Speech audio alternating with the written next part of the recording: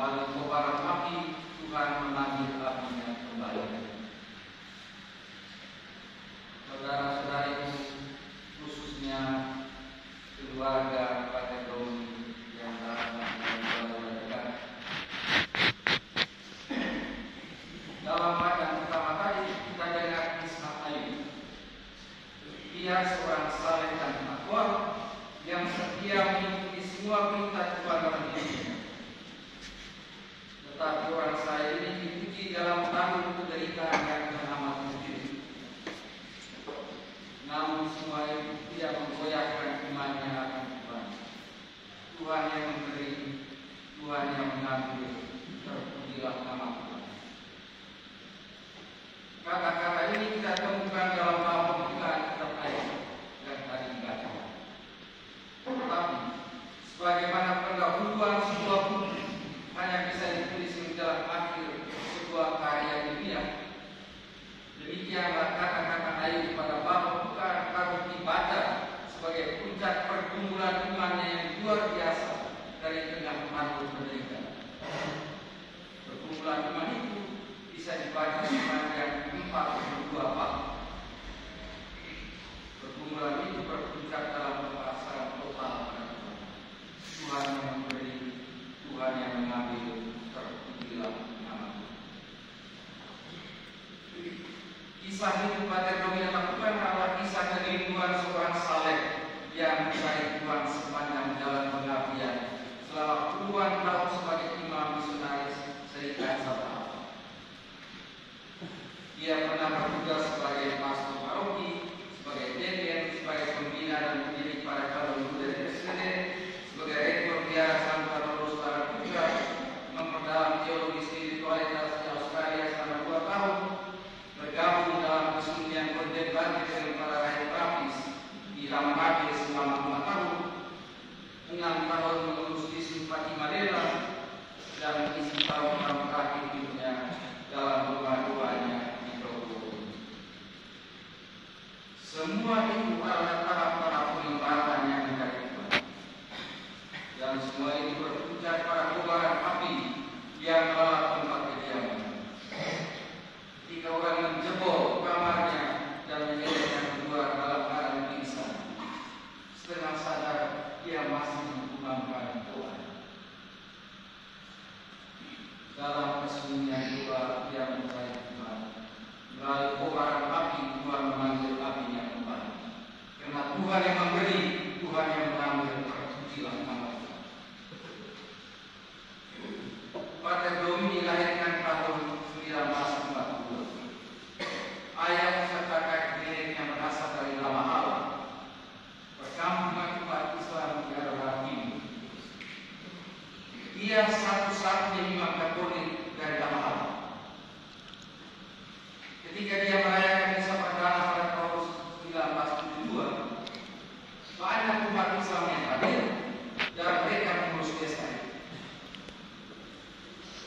Bagaimana hal itu mungkin terjadi?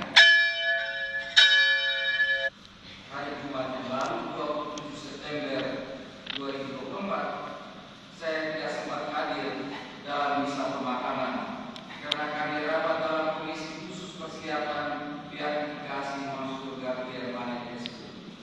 Kami baca semua surat dan dokumen. Ternyata riwayat Monsignor Gabriel Manek secara rohani berkelindan dengan riwayat Pater Doni. Ingat Pater Doni lahir tahun 1940. Pada zaman Jepang sampai awal kemerdekaan, yaitu tahun 1942 sampai 46, hanya ada satu pastor muda, Pater Gabriel Manek, yang melayani umat di daratan Flores serta pulau-pulau Solo, Rabenara, Batak, Laut, Pantai, yang seluruhnya umat Katolik seluruhnya berjumlah 90.000.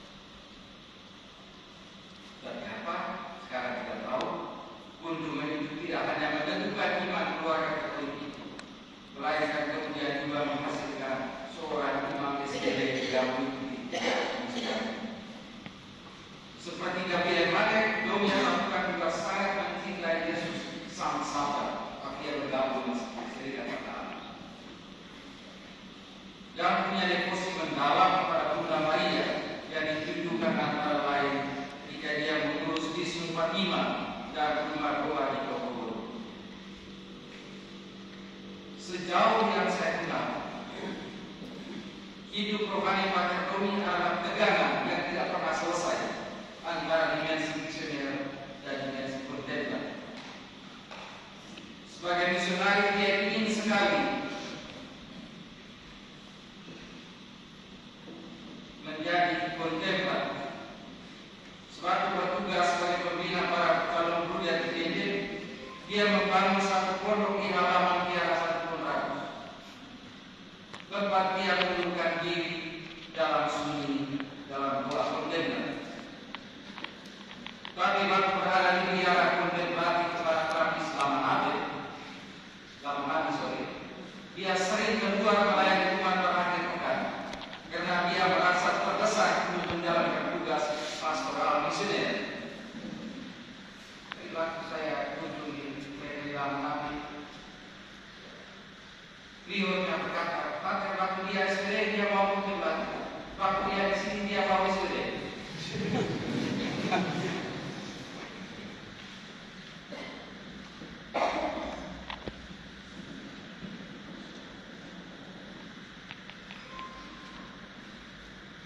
Karena itulah akhirnya dia tidak diterima untuk bergaul di biara praktis. Itulah momen gelap yang sangat menyedihkan bagi dia pikir saya sudah tinggal di SD masuk praktis. Sekarang ditolak oleh praktis, mau kemana? Dalam keadaan bingung, beliau bertemu saya sewaktu saya singgah beberapa hari di Flores dalam perjalanan pulang dari visitasi di Vietnam. Dengan berat sekali dia menceritakan kesulitan. Saya jawab, Pater, mari kita lihat konstitusi. Sebelum engkau bergaul dalam biara lain, engkau tetap anggota SD, engkau tetap saudara. Selamat datang kembali ke rumah. Sekarang laporkan keadaanmu kepada Pater Ofisial di India dan terima pembebasan kamu. Dia lega sekali dengan penjelasan. Pada tahun-tahun terakhir hidupnya, dia berusaha mengatasi tegangan kontemplatif dan misioneri dengan hidup di rumah doa protokol sambil merayakan misa untuk mereka semua yang datang bersiap. Dalam sebuah wawancara dengan Pater Bernard Poli, Pater Bernard pernah bertanya kepadanya, dari mana beliau mendapat kekuatan untuk menghayati hidup sendirian seperti itu sampai hari-hari tuanya. Beliau menjawab bahwa dia mendapat kekuatan rohani atas 3 cara. Yang pertama, melalui kesetiaan doa, meditasi dan ekaristi. Yang kedua, melalui tapa dan puasa. Yang ketiga, melalui amalnya untuk orang-orang kecil yang sederhana yang mahal. Dan seperti kita dengar dalam nasihat ini tadi, barang siapa menerima anak kecil ini demi namaku, dia menerima aku. Dan barang siapa menerima aku, dia menerima dia yang mengutus aku. Anak kecil dalam teks Injil ini menjadi lambang yang mewakili semua orang kecil, miskin, hina-hina dan menderita yang membutuhkan pertolongan, membutuhkan secerca perhatian dan kasih sayang.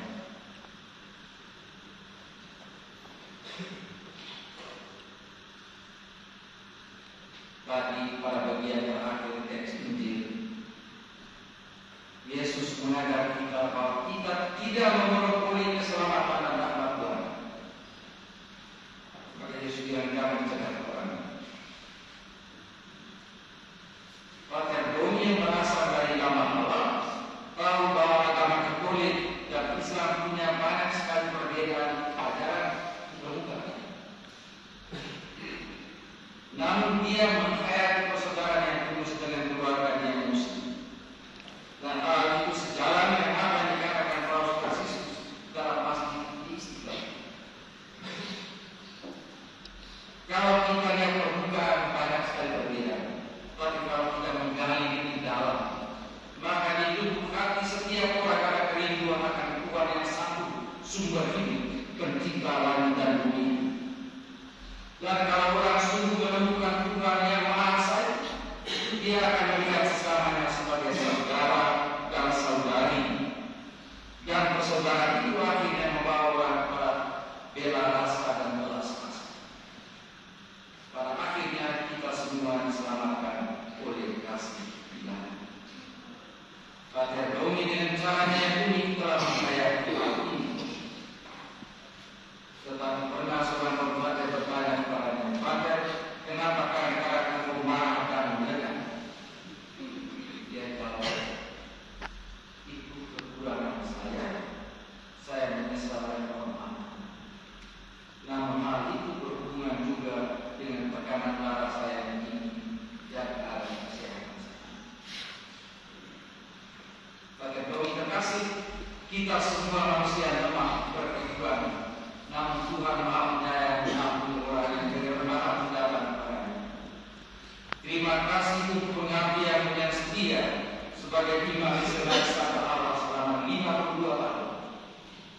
Karena engkau ketika engkau mengembara mencari Tuhan, sumber kasih itu dalam hidup. Dalam sunyi engkau mencari Tuhan, melalui kobaran